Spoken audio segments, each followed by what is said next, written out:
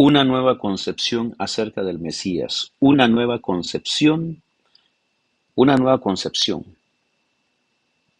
acerca del Mesías, o concepto, ¿no? Un nuevo concepto, un nuevo juicio, un nuevo entendimiento, conocimiento, entendimiento sobre el Mesías. Juan 1, 32, 36 dice así: También dio Juan testimonio diciendo: Vi al Espíritu que descendía del cielo como paloma, y permaneció sobre él. Y yo no le conocía, pero el que me envió a bautizar con agua, aquel me dijo: Sobre quienes veas descender el Espíritu y que permanece sobre él, ese es el que bautiza con el Espíritu Santo. Amén. Gloria a Dios. Dios nos ayude a amar este gran personaje que es Cristo Jesús, que vino a morir por nosotros. Pregunta: ¿qué dice Juan el Bautista de Jesús que la gente no esperaba oír acerca de tan anhelado Mesías? Los judíos esperaban la venida de un Mesías que los liberara del dominio de Roma, de la esclavitud, de la invasión de cientos de años, y estaban sometidos a una larga opresión. Creían que el Mesías no solo derrocaría a Roma, sino además los convertiría en una nación grande y poderosa. Sin embargo, las palabras de Juan, que llamaba a Jesús el Cordero de Dios, aunque apuntaban directamente a su sacrificio expiatorio, probablemente fueron mal interpretadas, o de seguro mal interpretadas por la mayor parte de los oyentes. Es posible que no supiera de qué estaba hablando, pero eso Juan quiso con su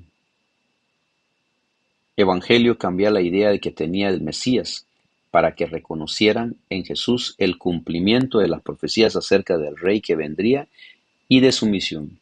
Jesús no venía como líder político ni militar, sino para ofrecerse como sacrificio por los pecados del mundo, para concluir la- las leyes rituales de Moisés, para cancelar, para acabar con el derramamiento de sangre de animalitos, de aves, de becerros, eh, hacer un solo, acabar con eso, con la muerte de Cristo, y empezar una nueva era que es el cristianismo. Ese era su propósito. Solo después de eso, y cuando todo hubiese terminado, vendría el reino final y pueden dirigirse a Daniel 7:18, que dice así, que también es profecía: después recibirán el reino los santos del Altísimo, y poseerán el reino hasta siglo, eternamente y para siempre. Cuando en ocasión del bautismo de Jesús, Juan lo señaló como el Cordero de Dios, una voz, una nueva luz resplandeció sobre la obra del Mesías. La mente del profeta fue dirigida a las palabras de Isaías: como cordero fue llevado al matadero. Isaías 53:7. Juan el Bautista dice en Juan 1:31, yo no lo conocía, o sea, él decía, Juan el Bautista decía, yo no lo conocía. Pregunta: ¿cómo pudo entonces reconocer a Jesús como el Mesías? Si él decía en Juan, el Evangelio de Juan 1:31 decía que no lo conocía, ¿cómo pudo entonces reconocer a Jesús como el Mesías? La respuesta es que el Señor que envió a Juan le había dicho antes: aquel sobre quien veas descender el Espíritu y permanecer sobre él, ese es el que bautizará con Espíritu Santo. Luego, eso es lo que le dijo, ¿no? Le dijeron, divinamente le dijeron. Pero ahora la respuesta de Juan sobre eso, y Juan el Bautista dijo, yo lo vi y he dado testimonio de que este es el Hijo de Dios. Está en San Juan o Juan, Evangelio de Juan 1:33 al 34. En otras palabras, fue Dios quien reveló a Juan que Jesús era el Mesías, o sea, el Padre, pues. El Padre le reveló que Jesús era el Mesías. Cristo es el poder de Dios y la sabiduría de Dios. Primera de Corintios 1:24 dice, mas para los llamados, así judíos como griegos, Cristo, poder de Dios y sabiduría de Dios. El conocimiento de que Jesús es el Cristo proviene de Dios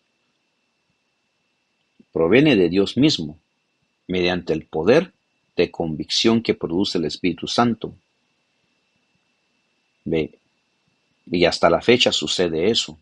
El Espíritu Santo es el que obra en todos nosotros, nuestra mente, nuestras decisiones, por la palabra de Dios, recordando la palabra de Dios, pensando en la palabra de Dios, transformación, regeneración en el sentido espiritual. Este tema aparece con frecuencia en Juan. La salvación no proviene de la filosofía mundana, pues ustedes saben que la filosofía griega es un tema muy importante en el mundo, que hasta ha llegado en la carrera política. ¿Ve? Porque pues filosofía pues es el estudio, significa el estudio del ser humano.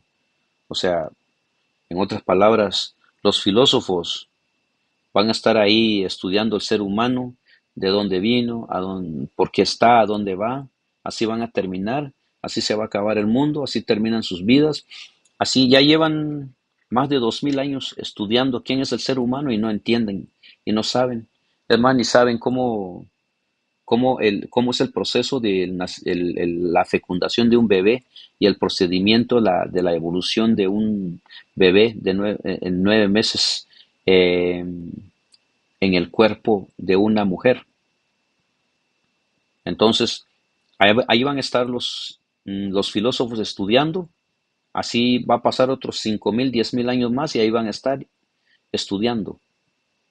Pero nosotros, los que creemos en Cristo Jesús, creemos de que con el poder de Dios, que no sabemos cómo funciona, yo no sé, yo no sé la mera verdad, yo no sé cómo funciona la sabiduría de Dios, que Él mismo en este momento puede decir en cuestión de milésima de segundo que exista tal ser humano y Él hace a las personas, hace a los humanos, hace a los ángeles en cuestión de un hablar, de un decir, en cuestión de milésima de segundos.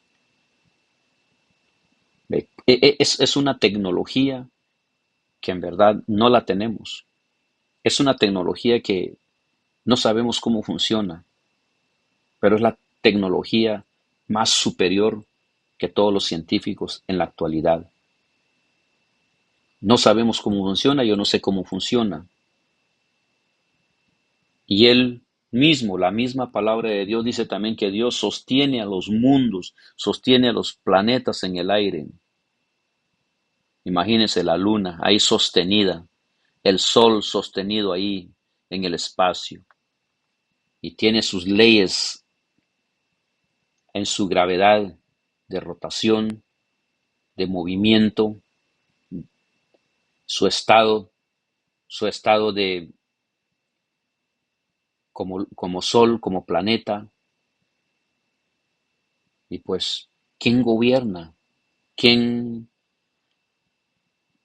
hace que estos planetas estén en el mismo lugar y no se mueven? Es increíble. Hay muchas cosas por descubrir, por entender, y hay más cosas que los científicos aún van descubriendo.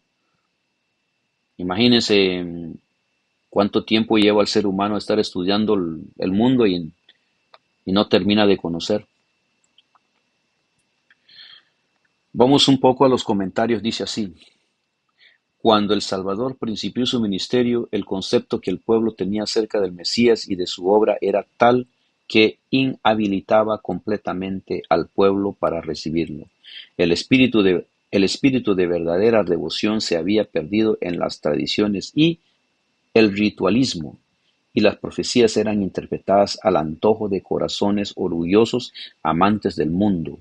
Los judíos no esperaban como salvador del pecado a aquel que iba a venir, sino como un príncipe poderoso que sometería a todas las naciones a la supremacía del león de la tribu de Judá. En vano les había pedido Juan el Bautista, con fuerza conmovedora de los profetas antiguos, que se arrepintiesen.